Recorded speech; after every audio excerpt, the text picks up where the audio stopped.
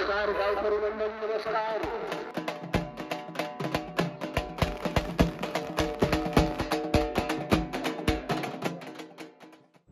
कृषी मंत्री असून सुद्धा न्याय देण्याची जी भूमिका आहे त्यांची सोयाबीनला आणि कापसाला ते कुठेतरी कमी पडतायत ह्याची सगळ्या जनतामध्ये नाराजगी आहे. आता एवढ्या सबसिडी देतात, लाडकी बहीण स्कीम येते, अशा भरपूर स्कीम येतात, तर का बरं सोयाबीनला 2,000 रुपयाचा सपोर्ट प्राइस भेटत नाही? काल रात्री तर एक माणूस गाडीच्या मागे पळत पळत म्हणाला, आम्ही तेच करणार जे पाटील आम्हाला सांगणार. आता 45 गावांचे जे माझे दौरे झालेत त्याच्यामध्ये लाडकी बहीणबद्दल जे मला लोक सांगतायत तर लोक नाखुश आहेत. संधीची वाट पालटून शरद पवारांची साथ सोडणार नाही ठामपणे सांगाल? बिलकुल गरजच नाही. पुन्हा असं वाटतंय की 2024ला परळीचा बदल हा घडेल? 100% घडेल. नमस्कार. महाराष्ट्राच्या विधानसभा निवडणुका या आता अवघ्या उंबरठ्यावर येऊन पोचलेल्या आहेत. पुढच्या 8 दिवसामध्ये आचारसंहिता लागू होईल. इकडे महाविकास आघाडी महायुती यांच्या बैठका सुरू आहेत. पुढच्या 8-10 दिवसामध्ये उमेदवारही जाहीर होतील. पण काही इच्छुक उमेदवार आहेत, त्यांनी आपली प्रचार यात्रा सुरू सुद्धा केलेली आहे. ते मतदारांपर्यंत पोहोचतायत, मतदारांशी संवाद साधतायत. काही लोकांनी शेतकरी संवाद यात्रा सुद्धा सुरू केलेली आहे. आज आपण परळीमध्ये आहोत, त्यामुळे परळीमध्ये आपण असेच एक इच्छुक उमेदवार आहोत, त्यांच्याशी गप्पा मारणार आहोत, त्यांच्याशी संवाद साधणार आहोत. त्यांचं व्हिजन काय आहे हे जाणून घेण्याचा प्रयत्न करणार आहोत. त्यांचं नाव आहे सुनील भाऊ रत्नाकर गुट्टे. सुनील भाऊ, खूप खूप स्वागत आहे आमच्या या कार्यक्रमामध्ये. नमस्कार, वेलकम टू परळी. यस, धन्यवाद. आणि सुनील भाऊ, काय आहे की आम्ही देवाचं दर्शन घेतलं, मी आता म्हणलो तसं, आणि तुमची यात्रा चालू आहे, शेतकरी संवाद यात्रा. येस, दमछाक झाली आहे आमची, कारण तुमच्याबरोबर चालायचं आणि दिवसभर चालायचं ही कमाल आहे. पण मला असं म्हणायचं आहे की 423 किलोमीटरचा हा सगळा टापू तुम्ही पादक्रांत करताय. जवळपास निम्मा आता तुम्ही करत आलात. 83-86 गावं तुम्ही भेटी देणार आहात. जवळपास 1.5 लाख शेतकऱ्यांशी तुम्ही संवाद साधण्याचा प्रयत्न करणार आहात. 29 सप्टेंबरला ही सुरुवात झाली तुमच्या यात्रेची. 7 ऑक्टोबर पर्यंत यात्रा आहे. मला मुद्दामून असं म्हणायचं आहे की ही संवाद यात्रा चालू असताना तुम्हाला एवढा संघर्ष का करावा लागतोय? मी संघर्ष म्हणजे या अर्थाने म्हणतोय, दिवसभर फिरताय, रात्री घरी सुद्धा जात नाही तुम्ही, वस्त्यांवर वाड्यांवर तिथंच जेवताय, तिथंच झोपताय कार्यकर्त्याकडे. असा एवढा शेतकऱ्यांचा प्रश्न तुम्हाला भेडसावतोय, काय स्पंदनं जाणवत आहेत तुम्हाला? इथे परळीमध्ये जी परिस्थिती आहे, जो इथे राहतो त्याला ती जाणीव असते. बाहेर मुंबईला, पुण्याला किंवा अजून बाजूच्या जिल्ह्यांना ह्या परिस्थितीची तेवढी जाणीव नाही आहे. जे इथे राहतात, तर जसं तुम्ही इथे आला आहात, तुम्ही कालपासून इथे फिरता आहात, तर तुम्ही इथली परिस्थिती जी डोळ्याने उघड्या डोळ्याने दिसते ती पाहिली असेल. माझं तर इथे जन्मस्थानच आहे, माझी आई इथेच राहते, आमचं घर इथेच आहे आणि ह्याच आजूबाजूच्या परिसरामध्ये सगळे नातेवाईक आहेत, सगळ्यांचे लग्न इथेच झालेले आहेत. त्याच्यामुळे मी ह्याच कुटुंबातला आहे. माझं सुरुवातीचं शिक्षणसुद्धा इथे झालेलं आहे.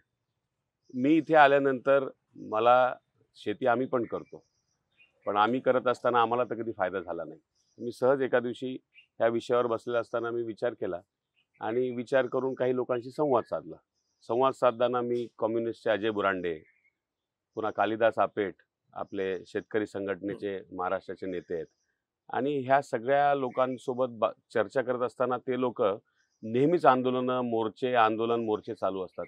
मला एक असं वाटलं की ह्यांच्याशी चर्चा करून बघायला पाहिजे की हे लोक हे सगळं करतात, ह्यांना काय अडचणी येतात, काय संबंध आहे, कसा आहे.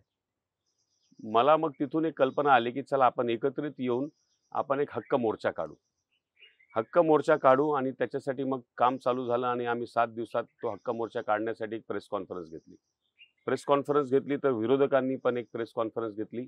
मला लक्षात आलं की 5 वर्षात अशी प्रेस कॉन्फरन्स विरोधकांनी, म्हणजे स्थानिक जे नेते मंडळी आहे त्यांनी कधीच घेतली नाही. जनतेसमोर ते कधी आलेच नाही, प्रेस मीडिया समोर कधी आले नाही. आणि ती एक दखल काय घेतली आपण शेतकरी हक्क मोर्चाची, लगेच प्रेस कॉन्फरन्स फार उद्धट बोलले. म्हणजे प्रेस कॉन्फरन्स खरं अशी नसते. प्रेस कॉन्फरन्स मधून दादागिरी बाहेर आली आणि आम्हाला अजून शक्ती मिळाली की चला एकत्रित येऊया, म्हणजे कुठेतरी आम्ही राईट पाऊल टाकलाय असं मला त्या प्रेस कॉन्फरन्स दादागिरी जी बाहेर आली ती त्या तुमच्या हक्क मोर्चामध्ये जवळपास 250 ट्रॅक्टर्स तुमच्या एका आवाजावर आले होते. 250 ट्रॅक्टर, 60 बैलगाड्या आणि हजारो शेतकरी होते. आणि जवळजवळ 3-4 तास परळीमध्ये मोंड्यातून, शाळेसमोर, कॉलेजसमोर, स्टेशनसमोर, बसस्टँड समोर, पोलीस स्टेशन समोर, वैद्यनाथ मंदिराच्या पार्किंगपासून तो मोर्चा सुरू झाला होता आणि मोर्चा यशस्वी झाला. त्याच्यानंतर भरपूर लोकांशी माझा संपर्क झाला. कुठेतरी मला असं वाटलं की ह्या एका दिवसाच्या मोर्चामध्ये मला सगळ्या गोष्टी काही समजून आल्या नाही. म्हणून मग ही संवाद यात्रेची कल्पना माझ्या टीमसोबत डिस्कस केली आणि डिस्कस केल्यानंतर मी मग 4 दिवसामध्ये ही संवाद यात्रेचं नियोजन केलं. 9 दिवस, 423 किलोमीटर, जवळजवळ 86 गावं. हा माझा पार्ट 1 आहे. आपल्या मतदारसंघामध्ये काही 86 गावं नाही आहेत, जास्त आहेत. जवळजवळ 164 गावं आणि 70 तंडे आहेत. म्हणजे 200च्या वर इथे परिसर आहे. तर पार्ट 2 सुद्धा माझा सेकंड एपिसोड म्हणा किंवा सेकंड पार्ट 2 तुम्ही करणार. राईट. तर आता पहिल्या पार्टमध्ये करत असताना मला असं वाटलं की मी जर गावागावात गेलो, लोकांशी चर्चा केली, संध्याकाळी तिथेच त्यांच्याशी चर्चा केली, त्यांच्याशी जेवलो, बोललो, तिथेच मुक्काम केला, सकाळ कशी होते आणि तिथे लोक काय करतात, तिथे काय चर्चा होईल. मला असं वाटलं की 24 तास आपण कसं ह्या लोकांसोबत राहू शकतो, कारण मला कोण 24 तास ह्या परिसरामध्ये ठेवणार आहे. तर मग मी विचार केला यात्रा. मग एका गावाहून दुसरं, दुसऱ्याहून तिसरं, तिसऱ्याहून चौथं. रोज माझे 9 ते 10 गावं होतात. पण माझा जो 24 तास मला ह्या लोकांमध्ये राहायचं होतं, तो उद्देश माझा यात्रे थ्रू पूर्ण झाला. म्हणून ही यात्रा काढली. यात्रेचा अनुभव माझा जो आहे आतापर्यंत, आता निम्मी यात्रा माझी झाली आहे. म्हणजे 9 दिवस आहेत, आज 4.5 दिवस झालाच माझा. मी पहिला बूथ दिग्रस आपल्या मतदारसंघाचं, ते लास्ट गाव तडोळा, आणि तिथून वापस मी 7 तारखेला परळीला येणार आहे.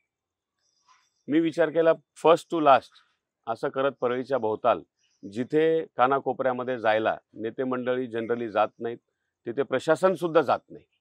आज अतिवृष्टी झाल्यानंतर पंचनामे आहेत, कुठे कुणाचं जनावर मेलं तर पोस्टमॉर्टम करायला डॉक्टर आहेत, कुठे कुठे जिल्हा परिषदच्या शाळा अस्तित्वात नाही आहेत, मंदिरांमध्ये भरतायत.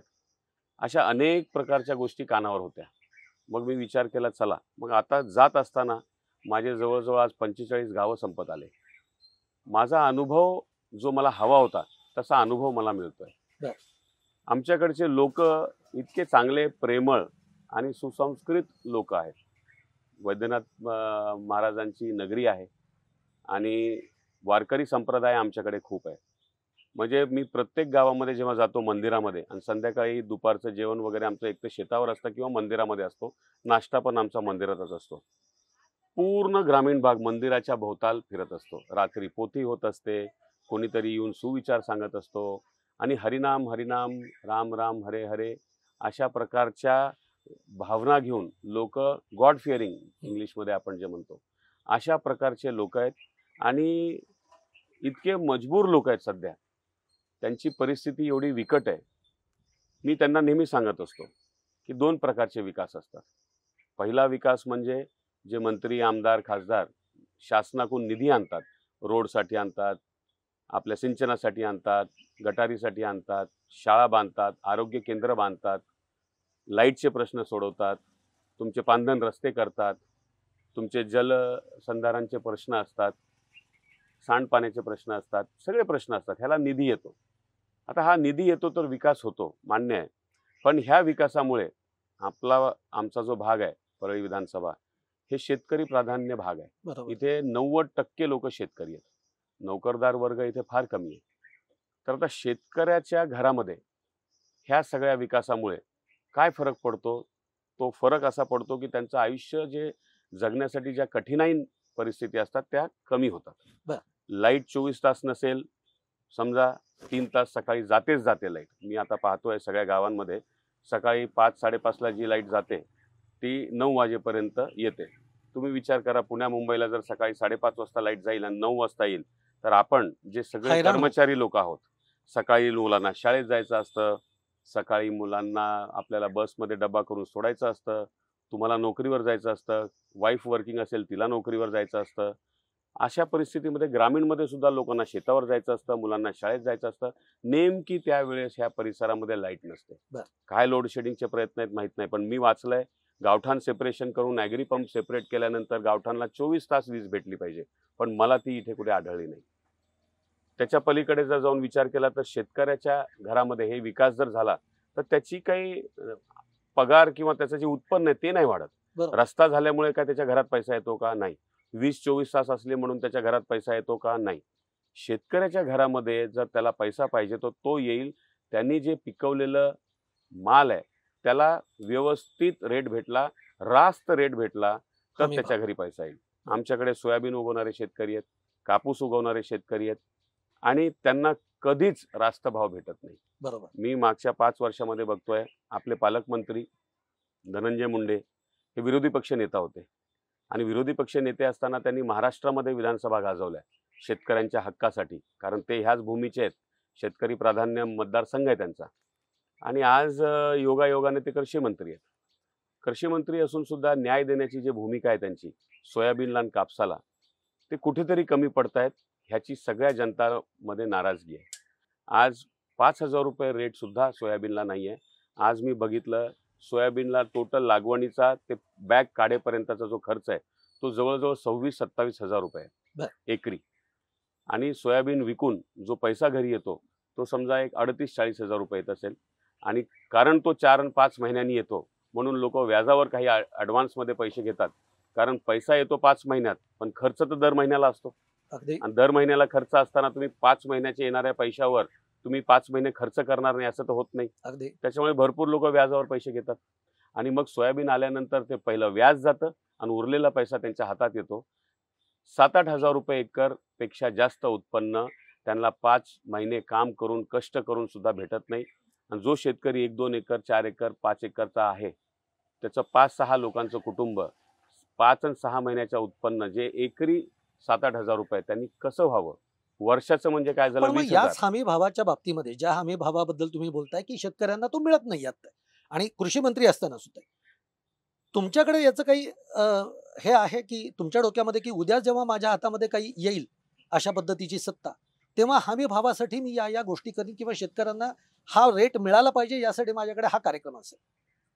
हे बघा कसं असतं, आज माझ्याकडे काही अधिकार नाही आहेत पण एक बिझनेस माइंडसेट जर लावला तर आपल्याकडे महाराष्ट्रामध्ये म्हणा, इंडियामध्ये म्हणा, भारतामध्ये आज आपण 65-70% ॲग्रिकल्चर आणि शेतकी भाग आपल्याकडे आहे, शेतकरी लोक आहेत. तर आपल्या प्रायोरिटीज आपण सेट केल्या पाहिजे की आपल्याला कोणत्या प्रायोरिटीमध्ये कोणता खर्च करायचा आहे आणि कशा प्रकारे आपल्याला सबसिडीज द्यायच्या आहेत आणि काय द्यायचं आहे. आज खताला सबसिडी चालूच आहे, बरोबर आहे. बरोबर आहे. तर आज सोयाबीन उगवणारे शेतकरी आणि कापूस उगवणारे शेतकरी महाराष्ट्रामध्ये 100% नाही आहेत. आज 100% शेतकऱ्यांपैकी किती टक्के लोक सोयाबीन आणि कापूस उगवतात? त्याच्यामध्ये ऊस उत्पादक शेतकरी जो आहे त्याला अतिवृष्टीचा प्रॉब्लेम होत नाही, त्याला पाणी जास्त झाले तरी प्रॉब्लेम नाही होत, पाणी कमी झालं तर जरूर प्रॉब्लेम होतो. बरोबर आणि म्हणूनच शेतकरी सोयाबीन किंवा कापसाकडे वळतो. वळतो. पाणी असताना तो ऊसाकडे जातो कारण तो कॅश क्रॉप आहे. हम्म. आता एवढ्या सबसिडी देतात, लाडकी बहीण स्कीम येते, अशा भरपूर स्कीम येतात. हम्म. तर का बरं सोयाबीनला 2,000 रुपयाचा सपोर्ट प्राइस भेटत नाही? भेटू शकतो. आता मला काही वित्त खातं माहीत नाहीये पण माझा एक अंदाज आहे की सपोर्ट प्राइस मेकॅनिझम सोयाबीनला आणि कापसाला शासनाने राज्य सरकारने दिलं पाहिजे. बरोबर. त्याच्यासाठी मंत्र्यांनी म्हणजे कृषी मंत्र्यांनी लढलं पाहिजे. सपोर्ट प्राइस भेटायला काय हरकत आहे? बरोबर. मार्केटमध्ये समजा 4,500 रुपयाला सोयाबीन जातं, शेतकऱ्याची मागणी आहे 6,000 रुपये पाहिजे, 6,500 रुपये पाहिजे. 2,000 रुपये सपोर्ट प्राइस जर दिला तर किती असे पैसे जाणार आहेत तुमचे? तुम्ही ज्या बाकी स्कीम्समध्ये पैसे टाकताय का त्याच्यापेक्षा खूप जास्त पैसा जाणार आहे? हे बघण्याचं काम आहे, हे स्टडी करण्याचं काम आहे. थोडक्यात तुम्हाला असं म्हणायचं का सुनील भाऊ की जो निधी आहे त्यातला निधी हा जवळपास सगळाच वापरला जातोय का सांगता येत नाही. दुसरी गोष्ट, आज जर का परळीतला आपण सगळा विचार केला तर शेतकऱ्यांचे जसे प्रश्न आहेत तसे रस्त्याचे प्रश्न आहेत. म्हणजे आता आम्ही तुमच्या यात्रेकडे येताना अक्षरशः असं वाटलं की आपला जो काही पाठीचा कणा आहे याचा शेप बदलून जाईल की काय, असे रस्ते आपल्याला बघायला मिळत आहेत. पण दुसरीकडे याच परळीमध्ये उत्सवांमध्ये तो दणक्यात साजरा केला जातोय. दुर्दैवी गोष्ट आहे ती. आमचा परिसर सुसंस्कृतिक परिसर आहे आणि तसं महाराष्ट्राची संस्कृती जर तुम्ही पाहिली तर ही फार जो वारकरी संप्रदाय आहे, लोक फार देवांना मानतात, एक दुसऱ्यांच्या प्रती आदर सन्मान अशा प्रकारचे सुखदुःखात साथ देणारे लोक आहेत आपल्या परिसरामध्ये. बाजूला कोणाचं घरी निधन जरी झालं असेल आणि आपण जर आपला काही साजरा करत बँड बाजा वाजत जर आपण जात असो कुठे, तर बाजूला कोणी सांगितलं की इथं निधन झालंय तर आपण आपला बँड बाजा बंद करतो थोड्या पुढे जातो आणि मग बरोबर. साजरा करतो. गणपती महोत्सवाच्या पिरियडमध्ये इथे इतका पाऊस पडला होता, अतिवृष्टी आली होती आणि लोकांच्या शेतात पाणी होतं, लोकांच्या घरात पाणी होतं. शहरांमध्ये आम्ही काही किराणा किट वाटप केल्या होत्या, जवळजवळ एक 700-800 किट. फ्रीज वाहून गेले, लोकांच्या टीव्ही वाहून गेल्या, ज्यांचे घरं चांगले होते. आणि जे गोरगरीब लोक आहेत त्यांच्याकडे तर कडधान्य, किराणा, त्यांचे स्टोव, त्यांच्या मोटारी काहीच राहिलं नव्हतं. अशा परिस्थितीमध्ये आणि शेतांमध्ये पाणी घुसल्यानंतर तर आमच्या तालुक्यामध्ये त्याच काळात 3 आत्महत्या झाल्या होत्या. बरोबर. आता कृषी मंत्री म्हणा किंवा पालकमंत्री म्हणा, पालक म्हणजे वडीलधारी लोक. आज परळीचं योगायोगाने आमदार कृषी मंत्री आहे, पालकमंत्री, आणि परळीत जर आत्महत्या होत असतील आणि त्याच पिरियडमध्ये गावातही पाणी घुसलेलं आहे आणि शहरातही पाणी घुसलेलं आहे आणि लोकांना त्रास होतोय, तर अशा पिरियडमध्ये गणपती महोत्सव साजरा करणं योग्य आहे. पण कशा रीतीने साजरा करायचा त्याच्याबद्दल जर कमेंट करायचं म्हणलं तर नटनटी नाचवणं. आज ज्या हिरोईन त्याच्यामध्ये आल्या होत्या चार्टर फ्लाईट घेऊन, कोट्यान रुपयाचा खर्च होतो. आम्हाला माहीत आहे मुंबईमध्ये राहिल्यामुळे की कोणती हिरोईन किती रुपये घेतात एक घर सोडून दिवसभराच्या आउटडोर ट्रिपसाठी. तुम्हालाही माहिती आहे, आज तुम्ही इंटरव्ह्यू घेऊन फिरता तर काय एक्सपेन्सेस असतो. करोडो रुपये अशा गोष्टींसाठी खर्च होतात. इकडे शेतकऱ्याचं शेत पाण्यात आहे, तिकडे घरं शहरांमध्ये पाण्यात आहेत, लोक आत्महत्या करतायत आणि तुम्ही स्टेजवर बसून तिथे फोटो काढताय, भाषणं देताय आणि राजकीय भाषणं देताय गणपती महोत्सवामध्ये. मला नाही वाटत हे सुसंस्कृतिक विचार आहेत. आणि पालकमंत्र्यासारख्या माणसांनी ज्याच्याकडे जनता बघत असते, हे काय खूप चांगली शिकवण ते आपल्या भागाला देत आहेत मला तरी असं वाटत नाही. त्यांनी जाऊन सात्वन तरी करायला पाहिजे होतं लोकांचं, लोकांबद्दल लक्ष द्यायचं पाहिजे होतं. आणि त्यांनी असा कार्यक्रम इतक्या मोठ्या रूपात, भव्य रूपात करायची काही गरज नव्हती. गणपती साजरे साध्यापणाने पण होऊ शकतात. बरोबर. लोक आजकाल लग्न सुद्धा काय साध्या प्रकारे करायला लागलेत, कारण खर्च डोनेट करतात लोक, बरोबर. की बाबा चला आपल्या लग्नामध्ये एवढा खर्च होणार होता तर एवढाच पैसा आपण डोनेट करू. तर आपल्या भागामध्ये अतिवृष्टी असताना एवढा खर्च करणं, कोट्यांदी खर्च झाला, त्याची काही करोडो गरज रुपये, नव्हती. त्याची काही गरज नव्हती. आणि तोच पैसा हे एक या कामी वापरायला. सर्वसामान्य जनतेच्या मनातलं मी तुम्हाला सांगतोय. मला एवढे लोक येऊन बोलले, भेटले, त्यांचं भाषण गाजलं. लोकांच्या पोटात गुदगुल्या होत आहेत, तिथून भासलं लोकांच्या पोटात दुखतंय.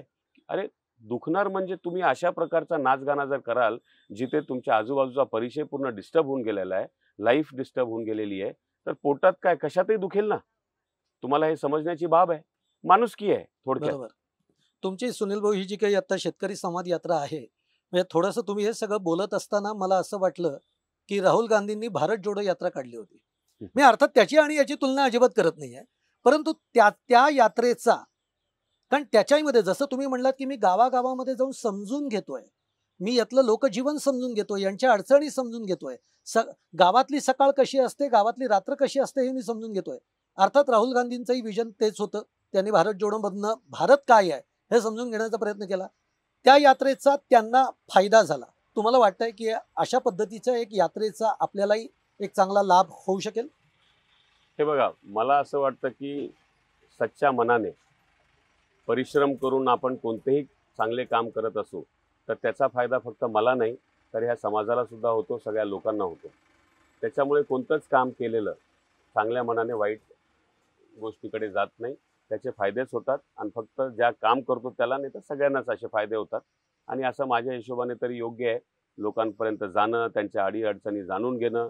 कारण मला असं वाटतं की माझी एक पोझिशन आहे, त्या पोझिशनमध्ये कदाचित मी जे दुर्बळ लोक आहेत त्यांच्यापेक्षा जास्त सक्षम आहे. आणि मी सक्षम असताना माझे कामं तर होतात, आमचे धंदे चालतात, आमच्या सॅलरीज होतात, आमची प्रगती होते. पण कुठेतरी समाजकारण करण्यासाठी माणसांनी, मीच म्हणत असतो सगळ्यांना, 20% म्हणजे तुम्ही सुद्धा, मी सांगतो 20% माणसांनी आपल्या आयुष्यातले वेळ, पैसा, मेहनत समाजकारणासाठी करायला पाहिजे, नाही तर हे जग चांगलं होईल कसं, ह्या धारणेचा मी आहे. त्याच्यामुळे मला वाटतं मी जर सक्षम आहे आणि करू शकतो आणि माझी जन्मभूमी आहे तर का नाही करायचं. मी पुढचा प्रश्न तुम्हाला खरं यालाच या अनुषंगाने विचारणार होतो की तुम्ही राजकारणात का आलात? म्हणजे एक आपला वारसा आहे म्हणून आलात, पैसा आहे म्हणून आलात, काही एक लक्ष ठेवून आलेला? नाही, राजकारणात मी आता हल्ली आमदारकी पदरात पाडून घ्यायची म्हणून आला? नाही, आता पदरात पाडून घ्यायची आहे की काय करून घ्यायची आहे तसा प्रश्न नसतो. जनता जनार्दन आहे आणि जनतेला जे वाटतं तेच जनता घडवत आणत असते. आपण फक्त प्रयत्न करू शकतो. मला हे वाटलं की एक भूमिपुत्र म्हणून ह्या भागात माझ्या आईचं खूप मोठं काम आहे. मागच्या 20 वर्षापासून इथे पाण्याचे प्रश्न, स्वतःच्या पैशांनी बोर देणं, कित्येक लोकांना आईनी मदत केली आहे. सातत्याने लोकांच्या दुःखासुखात वापस जाणं, म्हणजे जाणं, लोकांच्या लग्नांना जाणं, लोकांच्या गावात जाऊन भेटी देणं, हे सातत्याने केलेलं आहे, मी बघितलेलं आहे. माझे वडील सुद्धा ह्याच प्रकारे कामं करत असतात. ते बाजूच्या मतदारसंघात आमदार सुद्धा आहेत. तर हे बघत असताना कुठेतरी आता काय होतं, आपण एका परिवारात राहत असताना तुम्ही काय करता, मी काय करतो, तुमचं मी काहीतरी घेतो, माझं तुम्ही काहीतरी घेता, अशा प्रकारच्या गोष्टी होतात. तर मला असं वाटलं की माझ्यामध्ये एक इच्छा आहे समाजकारण करण्यासाठी आणि मी ते करत असतो. जसं माझे नोकरी मेळावे मागच्या 2.5 वर्षापासून मी राज्यभरात नोकरी मेळावे घेतलेत. माझे जवळजवळ 17 नोकरी मेळावे झालेले आहेत आणि 17 नोकरी मेळाव्यांमध्ये जवळजवळ 6 ते 6.5 हजार लोकांना, युवकांना, हो. 9वी पास 9वी नापास, 10वी पास 10वी नापास, 12वी पास 12वी नापास, हे ग्रामीण भागाचा विद्यार्थी आहे, असा शिक्षण सोडून दिलेला असतो, ITI पण जॉब नाही, अशा लोकांसाठी मागच्या 2.5 वर्षापासून मी काम करतोय. आणि हे काम करत असताना कुठेतरी त्यांच्या परिवारांशी कुठेतरी संबंध आले. आणि जेव्हा संबंध येतात, तुम्ही एकाचं काम करता, काम करत असताना त्याचे आईवडील तुम्हाला भेटतात आणि त्या काहीतरी सूचना मिळतात तुम्हाला. तसं बाजूच्या मतदारसंघात वडिलांचं काम बघत बघत हे मेळावे घेतलेत. कोल्हापूरला घेतलेत, पालघरला घेतलेत, पुण्याला घेतलेत, अचलपूर, मेळघाट, विदर्भात घेतलेत. भरपूर जागी मेळावे घेतलेले आहेत मी. तर असं घेताना भरपूर लोक काही ना काही बोलायचे आणि ते काय मन भरत असतं माणसाचं. युवकांचे काम करण्यापासून 2.5 वर्षाखाली काम चालू केलं. करत असताना शेतकऱ्यांच्या मुलांचे पण कामं झाले, तर तिथे शेतीचे प्रश्न माझ्यासमोर आले. मग कुठेतरी असं वाटलं की आपण ह्याच्याबद्दल काम करू शकतो का? मग त्यांचे शेतीचे प्रश्न म्हणजे सिंचनाचे प्रश्न, लाईट नाही, संध्याकाळी येते, मोटर चालू करायला संध्याकाळी जायला त्रास होतो, म्हणून आम्ही शेती व्यवस्थित करू शकत नाही, मालाला रेट नाही. म्हणजे परिस्थिती फार अशी विकट वाटली मला. मग मी विचार केला की बाबा आपण आता नोकऱ्या देण्याचं काम तर नोकरी मिळवायच्या थ्रू करतो, पण आता ह्या मोठ्या प्रश्नाचं काम आपण कसं करायचं? मग आपसात चर्चा चालू असते. मग आई म्हणाली की मी आता उमेदवारी मागितली आहे, मला परळीतून उभं राहायचं आहे. मी म्हणलं व्हेरी गुड, बिलकुल उभे राहा. मग आईने पत्रकार परिषद घेतली. पत्रकार परिषदेतून उमेदवारी मला इच्छुक आहे म्हणून सांगितलं. आमच्या भेटी झाल्या. मी स्वतः आईसोबत पवार साहेबांकडे गेलो होतो. तिथे कुठेतरी माझ्या असं लक्षात आलं की एक युवा चेहरा, त्यांची पार्टी, पवार साहेबांची पार्टी, एक युवा चेहरा पण शोधते. आणि एका टीव्हीवर आर्टिकल पण आलं होतं. त्याच्यामध्ये मग समोर पक्षाकडनं असं आलं की तुम्ही सर्वेमध्ये तुम्हा दोघांचं नाम ठेवा. आणि त्याच्यानंतर मग माझी आणि आईची आपसात चर्चा झाली. माझी बहीण पण होती, भाऊ आहे. आम्ही सगळ्यांनी आपसात चर्चा केली की बाबा काय करायचं, कारण मी सामाजिक कार्य तर करतच होतो आणि पक्षाला जर असं वाटत असेल की युवा चेहरा पण पाहिजे, तर मग काय करायचं. तर माझं मन तर होतं काम करण्याचं, पण एकदम आईने उमेदवारी त्यांच्या पाठीमागे राहून आईचं काम करून आईला आमदारकीसाठी ताकद द्यायची, हे माझी भूमिका होती. मग नंतर आम्ही सगळ्यांनी संमतीने चर्चा केल्यानंतर मग सर्वेमध्ये माझं नाव टाकलं आणि योगायोगाने मी आज तुमच्या समोर बसलोय, पक्षाचं काम करतोय. आणि आता जर संधी मिळाली तर नक्कीच त्याचं सोनं करण्याचं मानस आणि धाडस माझं आहे. मला आईंच्या प्रश्नावर तर यायचंच आहे, पण एवढा सुसंस्कृत राजकारणी माझ्या समोर बसलाय म्हणून उत्सुकतेपोटी एक प्रश्न विचारतो की तुमचं एज्युकेशनल बॅकग्राऊंड काय आहे एकूण. कारण हे सगळं तुम्ही बोलताना, ज्याला एक म्हणतो ना आपण संस्कार असतात, हे संस्कार बोलतात आणि हे तुमच्या बोलण्यातनं पदोपदी कुठलाही प्रश्न असू देत तो जाणवतो, म्हणून मी हा प्रश्न विचारला. मी बेसिकली मेकॅनिकल इंजिनिअरिंग ग्रॅज्युएट आहे आणि एक MBA ड्रॉपआउट म्हणू शकता तुम्ही. मी SP जैन मुंबईला अंधेरीला MBA जॉईन केला होता आणि तो काही कारणाने मी कंप्लीट केला नाही. आणि पुण्यात माझं MITला मेकॅनिकल इंजिनिअरिंग झालेलं आहे. शिक्षण माझं एक 4-5 ठिकाणी झालं आहे, कारण वडील कॉन्ट्रॅक्टर असल्यामुळे जागोजागी त्यांना फिरावं लागायचं कामामुळे, तर ते जागोजागी परिवाराला पण घेऊन जायचे. मग आमच्या दर उन्हाळ्याच्या सुट्ट्यांना शाळा बदलायच्या, टीचर बदलायच्या, फ्रेंड्स बदलायचे. असं ह्या प्रकारचं एज्युकेशन माझं विदर्भात झालं आहे, पश्चिम महाराष्ट्रात झालं आहे, मराठवाड्यात झालं आहे आणि मुंबईलाही झालेलं आहे. तर कदाचित मला असं वाटतं की मी विदर्भात पण राहिलेलो आहे, मराठवाड्यात तर माझी जन्मभूमीच आहे, पुण्याला मुंबईला राहिल्यामुळे एक खूप प्रवास मोठा झालेला आहे. माणूस म्हणतो ना 12 गावचं पाणी पिलोय. खूप प्रवास झालेला आहे. तर त्या अनुषंगाने खूप लोकांच्या भेटी झाल्या आहेत, वेगवेगळे थोर लोकांसोबत भेटी झाल्या आहेत, युवांसोबत, वडीलधारी लोकांसोबत. आणि आमचे MITचे विश्वनाथ कराड साहेब, ते तर वारकरी संप्रदायाला घेऊन असे चालतात की त्याच्यातून तर मला खूप काही शिकायला भेटलं. MIT was one of the turning point in my life. Okay, आता मी आईंच्या मुद्द्याकडे येतो. म्हणजे आम्ही जसे परळीमध्ये आलो, परळीतल्या काही लोकांशी जेव्हा आम्ही बोलतो, तेव्हा सुधामतीताईंबद्दल मावशी हा शब्द हो. ते वापरतात. मावशी म्हणजे आई. येस. आणि आपल्या अडचणी आई सोडवू शकते, ही भावना त्याच्या मागे आहे. आज त्यांचा एवढा कनेक्ट आहे. त्यांचं म्हणजे त्या आज सोशल नेटवर्कमध्ये काम करतायत. आज त्या राजकीय नेटवर्कमध्ये काम करतायत. पण 2009 पासून त्यांना उमेदवारीसाठी हुलकावणी मिळाली. ती 2024 आता येतोय. आता तुम्ही दोघंही आहात. कदाचित पक्ष आता कोणाकडे बघेल, एक युवा नेतृत्व म्हणून तुमच्याकडे बघेल का? का त्यांना तिकीट मिळेल? हा सगळा पुन्हा वेगळा प्रश्न आहे. पण बरोबर. आतापर्यंत ते तिकीट मिळालं नाही. एवढी निष्ठा आज तुम्ही राष्ट्रवादी शरदचंद्र पवार गट यांच्या बाबतीमध्ये ठेवूनात, पण तिकीट काही मिळालेलं नाही. असं आहे की 2007 पासून आई राष्ट्रवादी काँग्रेस पार्टीचं काम करत आहे. ह्या भागामध्ये आम्हाला एक साखर कारखाना टाकायचा होता. साखर कारखाना टाकताना खूप अडचणी येत होत्या. अडचणीच्या काळामध्ये तेव्हा सत्ता महाविकास आता म्हणतो आपण, तेव्हा महाविकास राष्ट्रवादी काँग्रेस आणि काँग्रेसची सत्ता होती. तर अजितदादा पवार, आज आबा नाही आहेत आर आर पाटील सोबत, ते जयंत पाटील साहेब आणि शरद पवार साहेब सुद्धा, ह्या लोकांनी कारखाना टाकण्यामध्ये आमच्या परिवाराला मदत केली. आणि योगायोगाने गंगाखेड शुगर अँड एनर्जी या नावाने खूप मोठा या परिसरामध्ये कारखाना प्रस्थापित झाला आणि चांगल्या रीतीने चालला. तर पक्ष म्हणजे तेव्हापासून ह्या पक्षाचं काम माझी आई करते.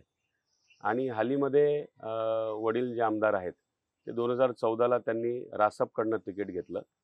तर काय झालं की धनंजय मुंडे भाजपमध्ये होते. भाजपमधून ते राष्ट्रवादीमध्ये गेले. राष्ट्रवादीमध्ये गेल्यामुळे त्यांना जे पद मिळालं, त्यांना जे मान सन्मान पक्षात मिळाला आणि त्यांना जे प्रगती पक्षामध्ये मिळाली, त्याच्यामध्ये कुठेतरी आमचा परिवार मागे पडला पक्षामध्ये. आणि मागे पडला तर मागे पडला. त्या हिशोबाने 9ला जे तिकीट नाही मिळालं, ते पुढे सुद्धा 14ला किंवा 19ला न मिळण्याचं कारण असंच आहे. पण मग निष्ठेचं काय? नाही, आता निष्ठा कशी असते? निष्ठा इज आवर चॉईस. निष्ठा ही माझं डिसिजन आहे. मी निष्ठा ठेवून तुमच्याकडनं अपेक्षा करणं ही निष्ठा नाहीये. आम्हाला वाटतं की आम्ही हे काम केलं पाहिजे, ते आम्ही आमच्या मर्जीने करतो. मग शरद पवारच का? आज जो साखर कारखाना आम्ही टाकू शकलो, आमच्या परिवाराच्या मेहनतीच्या पुढे जर कोणाला श्रेय देता येईल, तर ते आदरणीय शरदचंद्रजी पवार साहेबांनाच देता येईल. आणि त्याच्यामुळे आमची ह्या भागामध्ये पूर्ण मोठी ओळख झाली. त्याच्यामुळे इथे लाखो शेतकऱ्यांचं भलं झालं. त्याच्यामुळे इथे एक इंडस्ट्री आली, रोजगार मिळाला, हजारो लोक कामाला लागले, हजारो कंत्राटदार आले, इथली इकॉनॉमीसुद्धा वाढली. तर ह्याला ज्या माणसांनी आम्हाला मदत केली, अशा माणसाला आदर्श आम्ही ठेवणार आणि कायम ठेवणार. आईनं निष्ठेनं काम करत राहावं, पण आपण दुसऱ्या पक्षात जाऊन आपली प्रगती साधावी असं नाही वाटलं का? नाही, आता ऑफरच नाही आली काही? नाही, असा विचार कधी केला नाही. मी अजून कोणती राजकीय भूमिका मागच्या 10 वर्षात कधी घेतली नव्हती. प्रथमच आईला आमदार करायचं म्हणून आईचं काम करण्याच्या हेतूने मी ह्या मतदारसंघामध्ये काम चालू केलं. आणि योगायोगाने माझ्या समोर एक संधी आली आणि परिवारामध्ये हे निश्चय झाला की ही संधी जर मिळत असेल तर आपण याचं सोनं करण्याचा प्रयत्न करू. कारण आपल्याला जे समाजकारण करायचं आहे त्याच्यासाठी ही संधी एक खूप चांगली अपॉर्च्युनिटी आहे. आणि आपल्या भागामध्ये काळाची गरज आहे. इथल्या शेतकऱ्यांची परिस्थिती, युवकांची परिस्थिती, इथल्या बेरोजगारीची परिस्थिती, इथले जे व्यापारी आहेत त्यांची कथा, ह्या सगळ्या गोष्टी, इथे पोलीस स्टेशन बरोबर चालत नाही, इथे गुंडागर्दी खूप आहे. परळीमध्ये आजच्या काळामध्ये वी आर इन 2024, दरवर्षी 5 ते 6 मर्डर होतात. इथे एवढी दहशत आहे. तर ह्या प्रकारचं परळीमध्ये जे राजकारण चालू आहे, ज्या प्रकारचं वातावरण इथे आहे, कुठेतरी हा बदल घडावा म्हणून कोणाला तरी इथे समोर येणं भाग आहे. तर इथे जवळजवळ 10 लोक इच्छुक आहेत आज आता मी इथे तुम्हाला बदल घडवण्यासाठी. बरोबर 10 लोक इच्छुक आहेत, मी त्याच्यावर येतोच. पण जी संधी तुम्ही म्हणताय, ही संधी जरी आली तरी आव्हानं तुमच्या समोर खूप आहेत. मोठं आव्हान आहे ते म्हणजे दहशतीचं. आज आम्ही शहरांमधनं फिरताना लोक बोलायलाही घाबरतायत. हलकी अगदी कुजबुजणाऱ्या स्वरामध्ये ते बोलतायत. काही लोक तर आम्हाला म्हणली इथं बूथ कॅप्चरिंग सुद्धा होत आहे. अशी आव्हानं तुमच्या समोर आहेत. कसं याला कसं सामोरं जाणार? हे बघा कसं असतं, बाहेरून बघितल्यानंतर एक पिक्चर निर्माण होतो. बूथ कॅप्चरिंग झालं, गुंडागर्दी झाली, दहशत झालं. आम्ही इथे जगतोय. आम्ही ह्या परिसरामध्ये राहत असताना तर सगळेच लोक काय दहशतीच्या दबावाखाली जगत नाही. इथे एक ठराविक वर्ग आहे, इथे एक ठराविक समाज आहे, जो दाबल्या जातो आणि जो दबून ह्या दहशतीखाली सरेंडर होतो. बर. पण सर्वसामान्य लोक सगळेच असे नाही आहेत. इथे भरपूर मोठा समाज आहे इथे जो ह्या दहशतीला घाबरत नाही, आणि हे जे दहशत करणारे लोक आहेत हे लोक त्या लोकांना साधा फोन सुद्धा करत नाही, कारण त्यांना माहित आहे तिथे जर का फोन केला तर ह्यांचं राजकारण उद्ध्वस्त होऊन जाईल. बर. त्याच्यामुळे फक्त जे घाबरतात लोक अशाच लोकांना ते दाबतात. इथे गुंडागर्दी बिझनेस नाही आहे साहेब. इथे वैद्यनाथ प्रभूची नगरी आहे ही. सुसंस्कृतीत लोक आहेत इथे. खालच्या 3-4 वर्षाच्या काळामध्ये हे एक दिशाभूल झाल्यामुळे ही गुंडागर्दी झालेली आहे. हे इथला व्यवसाय नाही आहे की जमान्यांपासून इथे डाकू फिरतात आणि लोक. इथले लोक खूप चांगले आहेत, खूप सज्ज आहेत आणि खूप गॉड फेअरिंग लोक आहेत इथे. हे थोड्या काळाची डेव्हलपमेंट आहे आणि इथे जसंच राजकीय बदल होईल ही गुंडागर्दी दुसऱ्या दिवशी संपून जाईल. हे माझं तुम्हाला ठामपणे सांगणं आहे. म्हणजे बदल होईल असं तुम्हाला दुसऱ्या ठामपणाने दिवशी वाटतंय? पण बदल होईल असं ठामपणाने तुम्हाला वाटतंय? 100% मला जेवढं मी फिरतोय जनतेच्या मनामध्ये आहे, आणि जनता जनार्दन आहे. जनतेच्या मनामध्ये जो कौल आहे तो मला बदलकडेच दिसतोय, कारण इथे त्यांना जे हवं होतं ते काहीच झालेलं नाही. तुम्ही या बदलाकडे बघताय, हे वादळ तुम्ही थोपवाल, पण राजकारण अंतर्गत सुद्धा चालू आहेत. आज तुम्ही एकीकडे उमेदवारी बघताय, पण असे 8 लोक लाईनीत आहेत अजून. काही लोकांनी बॅनर लावलेत आपल्या नावाचे. शरद पवारांच्या सोबत त्यांचे फोटो झळकतायत. हे आव्हान कसं पेलणार आहात? नाही, आता हे आव्हान माझ्यासमोर नाही आहे साहेब. हे आव्हान कसं आहे, पक्ष आहे, पक्षासमोर इच्छुकांचा फॉर्म भरला जातो. इथे 11 लोकांनी फॉर्म भरलेत. पक्ष निर्णय घेईल की कोणाला संधी द्यायची आहे, आणि जो पक्ष निर्णय घेईल बाकी लोकांना मान्य पाहिजे. आम्हाला मान्य आहे, कारण आमचं समाजकारण, राजकारण हे आमचे समाजकारण करण्यासाठी एक साधन आहे, आणि ते साधन जर आम्हाला नाही भेटलं तर आम्ही समाजकारण करणार नाही असा भाग नाही आहे. आमची शाळा आहे, ITI कॉलेज आहे, आमचे धंदे आहेत, आम्ही लोकांना नोकऱ्या देण्याचे जे मी तुम्हाला म्हटलं कामं करत असतो. सातत्याने समाजकारण करण्यासाठी आमचे प्रयत्न हमेशाच असतात. अजून एक हा मोठा प्रयत्न होऊन जाईल राजकारण, जे एक साधन बनवू शकतं. ते साधन नाही भेटलं तर आम्ही संधीची परत वाट पाहू. संधीची वाट पाहाल, पण शरद पवारांची साथ सोडणार नाही, ठामपणे सांगाल? बिलकुल गरजच नाही. आज 2007 मध्ये प्रवेश केला आईनी, आणि त्याच्यानंतर 2009ला तिकीट डावळलं, 14ला सुद्धा नाही, 19ला सुद्धा नाही. तर हे विचार आहे, आणि विचार झाल्यानंतर माणूस हे पक्ष सोडी, हे राजकारण, फोडाफोडी, ह्या सगळ्या गोष्टींकडे म्हणजे माणसं. आताच्या या फुटीकडे तुम्ही कसं बघता? चांगलं नाहीये साहेब ते. घरच फुटलंय. नाही, हे तुम्हालाही माहिती आहे, नंतरच्या काळामध्ये ज्यांचं घर फुटलं त्यांनीच कबुली दिली की हे जे झालं ते चुकीचं झालं. बरोबर. त्याच्यामुळे मला हे प्रश्न विचारायची तुमची काही गरजच नाही. जिथे घडलंय त्यांनी उत्तर दिलंय. दिलेलं आहे. बरं, आता अगदी आपण शेवटच्या मुद्द्यांकडे येतोय, पण शेवटच्या मुद्द्यांकडे येताना अजूनही परळीतले काही गंभीर प्रश्न आहेत. औष्णिक ऊर्जा प्रकल्प जो आहे त्याच्यामुळे होणारं पोल्युशन आहे. आज इथं येणारं जे पाणी आहे हे दूषित पाणी आहे. आजपर्यंत याच्याकडे लक्ष दिलं गेलं नाही. शाळांचे, मी मगाशी म्हटलं की एज्युकेशनचा प्रश्न हा अत्यंत गंभीर आहे. इथला विद्यार्थी हा अंबेजोगाईला शिक्षणासाठी लातूरला जातोय, जातो. लातूरला जातोय, पण इथं शिक्षण होऊ शकत नाही. ह्या परिस्थितीकडे कसं बघताय? हा एक गंभीर प्रश्न आहे. मी कालच माझ्या संवाद यात्रेचा दौरा जो झाला, माझा मुक्काम दादाहरी वडगावमध्ये होता. एकदम थर्मल पॉवर प्लांट जे आहे त्याच्या 5 किलोमीटर रेडियसमध्ये पूर्ण गाव आहे, आणि त्यांच्या वेदना काल मी ऐकल्या. आज मी एक व्हिडिओ सुद्धा रिलीज केला आहे. तिथे दूषित पाणी आहे, तिथे राख पडली राहते शेतांवर, पीक पाण्याचे प्रॉब्लेम आहेत, शेती होत नाही. नदीला पूर येतो तर तिथे पूर्ण राखेचं पाणी शेतामध्ये पडलेलं असतं. लोकांच्या गावामध्ये, घरांमध्ये बाहेर 1-1 इंच राख कधी कधी मिळते, आणि जर हवा पाणी जास्त झालं, तुफान जे म्हणतो आपण येतात, अशा परिस्थितीमध्ये तिथे जगणं मुश्किल आहे, ब्रीथ करणं मुश्किल आहे, श्वास घेणं मुश्किल आहे. रोडवर जात असताना त्या भागामध्ये मी एक व्हिडिओ पण रिलीज करणार आहे. तिथे राख एवढी हवेमध्ये असते की बिना गॉगल, बिना चष्म्याच्या किंवा बिना हेल्मेटच्या जर तुम्ही गेले, ती राख जर डोळ्यात गेली, तुमची गाडी पडणं, ॲक्सिडेंट होण्याशिवाय तुम्हाला दुसरं काही ऑप्शनच नाही उरत. तुम्ही पडता, लागतं, नुकसान होतं, आणि दर महिन्याला तिथे ॲक्सिडेंट आहेत. त्या गावकऱ्यांच्या वेदना आम्ही बघून, मी पण उद्योगपती आहे, आम्ही पण कारखाने टाकलेले आहेत, आणि एन्व्हायरमेंटल क्लिअरन्सच्या पॉलिसीजमध्ये आपण आपल्या परिसरामध्ये काय विकास करू शकतो, आणि आपल्या पॉवर प्लांटमुळे दूषित होणाऱ्या गोष्टींना संरक्षण देण्यासाठी त्या बाजूच्या गावांना आपण काय मदत करायची, हे कमिटमेंट असतं आपलं. तेव्हा जाऊन ते एन्व्हायरमेंटल क्लिअरन्स मिळतं, कन्सेंट टू ऑपरेट मिळतो. आणि हे सगळं बघत असताना मला वाटतं की तिथे ज्या लोकांचे प्रश्न होते की आमचे लोक नोकरीवर घेतले पाहिजे, इथे एक आरोग्य केंद्र झालं पाहिजे, इथे स्वच्छ पाण्याचा सप्लाय झाला पाहिजे, इथे 24 तास वीज मिळाली पाहिजे, हे 5 किलोमीटर रेडियस किंवा जे काही आता नियमाच्या अटीमध्ये त्या 750 मेगावॉटचा पॉवर प्लांटचा खूप मोठा प्रोजेक्ट येतो. तर नक्कीच त्या पॉलिसी आहेत, पण त्या राबवलेल्या नाही आहेत.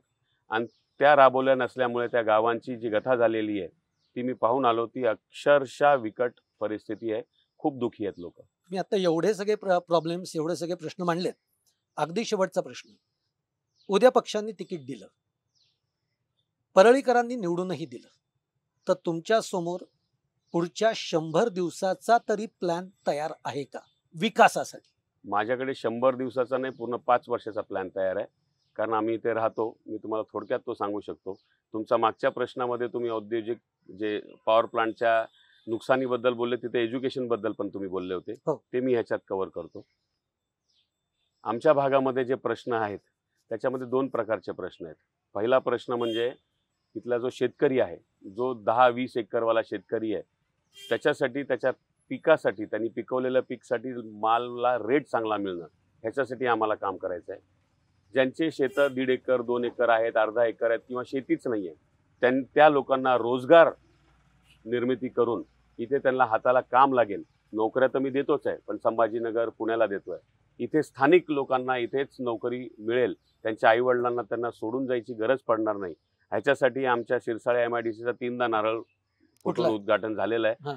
पण तिथे पण माझं शेड काही मानस उभी आहे, राहिली नाही अजून. काही नाही, एक वर्कशॉप सुद्धा नाहीये. तर तिथे काहीतरी 3-4 प्रकल्प आले पाहिजे.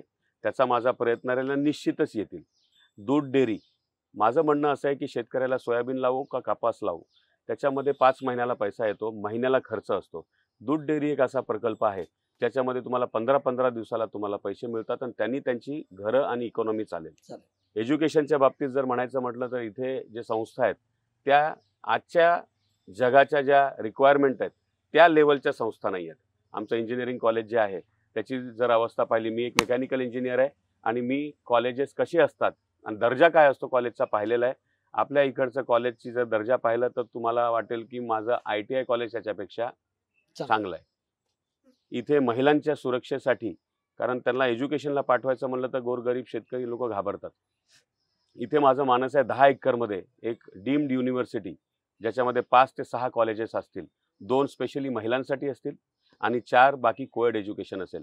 तर ह्यांनी ते जे लोक परळी, अंबाजोगाईला आणि लातूरला सोडून जात आहेत, कॉलेजेससाठीच जात आहेत, तिकडे चांगल्या संस्था आहेत म्हणून. तर हे जर झालं जे माझ्या प्लॅनमध्ये आहे, तर हे लोक एज्युकेशनसाठी जे परळी सोडतायत ते सोडणार नाही. व्यापारी लोक, इथे जर गुंडागर्दी बंद झाली, पोलीस स्टेशनचा जो त्रास आहे नेते मंडळीचा ऐकून लोकांना, तो जर बंद झाला तर व्यापारी इथे सुखी राहील. व्यापाऱ्यांच्या एजन्स्या जे काढून घेतलेल्या असतात ते लोक सुखरूपी त्यांचा धंदा इथे करतील आणि ते सुद्धा जे परळी सोडून जात आहेत ते सुद्धा वापस सोडून गेले नाही पाहिजे. कारण व्यापारी वर्ग जर परळीमधून गेला आणि बाजारपेठ जर इथली उठली तर मग हे शेतकऱ्यांनी जगायचं कसं आणि बाजारपेठसाठी मग दुसऱ्या जिल्ह्यांमध्ये आपला माल विकायचा, तर मग तर परळी वसाड होऊन जाईल आणि सगळ्याच लोकांना परळी सोडावी लागेल. तर विजनमध्ये हेच आहे, एज्युकेशनसाठी, आरोग्यासाठी, शेतकऱ्याच्या पिकाला माल जास्त भेटला पाहिजे, रोजगार निर्मितीसाठी आज संभाजीनगर आणि पुण्याला मी लोकांना पाठवू शकतो, त्यांना लोकल नोकरी मिळण्यासाठी काहीतरी इथे 3-4 फॅक्टरी आल्या पाहिजे, असा प्लॅन आहे आणि तो एक्झिक्यूट होऊ शकतो आणि मला असं वाटतं की आम्ही करू ते. करा. एक शेवटचा प्रश्न पुन्हा घेतो. जरांगे फॅक्टरचा फायदा कसा होईल, किती होईल का? आणि दुसरं, लाडकी बहीण योजना जी सध्या खूप प्रिय होतीये, त्याचा काही फटका बसेल का? हे बघा, आता प्रिडिक्शन करणं फार डिफिकल्ट आहे कोणाही गोष्टीचं की ह्याचा फायदा होईल की नुकसान होईल. पण मी तुम्हाला माझा अनुभव सांगू शकतो. आता 45 गावांचे जे माझे दौरे झालेत त्याच्यामध्ये लाडकी बहीणबद्दल जे मला लोक सांगतायत, तर लोक नाखुश आहेत. लोक म्हणतात आम्हाला सोयाबीनला रेट द्या, आम्हाला कापसाला रेट द्या, आम्ही ठरवू आमच्या घरी कोण लाडका आहे, तुम्ही नका ठरवू. हे थेट संवाद माझा खूप लोकांशी झालाय. त्याच्यात तुम्हाला काय उत्तर भेटतं बघा. कारण माझं मन काय बोलतं हे महत्वाचं नाहीये, जनता काय बोलते हे महत्वाचं आहे. दुसरा, जरांगे फॅक्टर, डेफिनेटली लोक म्हणतात पाटील जे बोलतील ते आम्ही करू. हे खूप लोकांच्या भेटीगाठीमध्ये, संवादामध्ये मला खूप लोक भेटलेत. काल रात्री तर एक माणूस गाडीच्या मागे पळत पळत म्हणाला आम्ही तेच करणार जे पाटील आम्हाला सांगणार. तर ग्राउंड रियालिटी ही आहे की भरपूर जागी लोक प्रभावित आहेत आणि एकच म्हणतात, पाटील आम्हाला माहित नाही कोण निवडून यायचं आहे, कोण कोण्या पक्षाला तिकीट टाकायचं आहे, आपलं मतदान टाकायचं आहे. पाटील जे म्हणू ते आम्ही करणार. ही एक ग्राउंडची रियालिटी आहे आतापर्यंतच्या दौऱ्यामध्ये. शेवट पुन्हा असं वाटतंय की 2024ला परळीचा बदल हा घडेल? 100% घडेल. 100% घडेल. हे होते सुनील भाऊ रत्नाकर गुट्टे, ज्यांच्याशी आपण संवाद साधत होतो. सुनील भाऊ, खूप खूप धन्यवाद, खूप खूप आभार. तुम्ही अगदी वेळात वेळ काढून आमच्याकडे हा वेळ दिलाय त्याबद्दल. मला जायचंय आता. आणि खूप बरं वाटलं. पुन्हा आम्ही यात्रेत येणारच आहोत, पण अगदी मनमोकळी उत्तरं दिलेली आहेत. आणि एकच या सगळ्या बोलण्यातला एक जर सार आपण काढला तर तो सार फक्त एवढाच आहे, सुनील भाऊंच्या डोळ्यामध्ये परळीचा विकास आहे आणि आता बदल झाला पाहिजे, ही एक भावना पक्की रुजलेली आहे. तेव्हा पुन्हा एकदा सुनील भाऊ, मी तुम्हाला मनापासून शुभेच्छा आभारी देतो. आहे. तुमच्या या पुढच्या सगळ्या वाटचालीला तुम्हाला तिकीट मिळो आणि पुढचाही तुमचा सगळा प्रवास हा यशस्वी हो, हाच आमच्याकडनं तुम्हाला खूप खूप शुभेच्छा. धन्यवाद.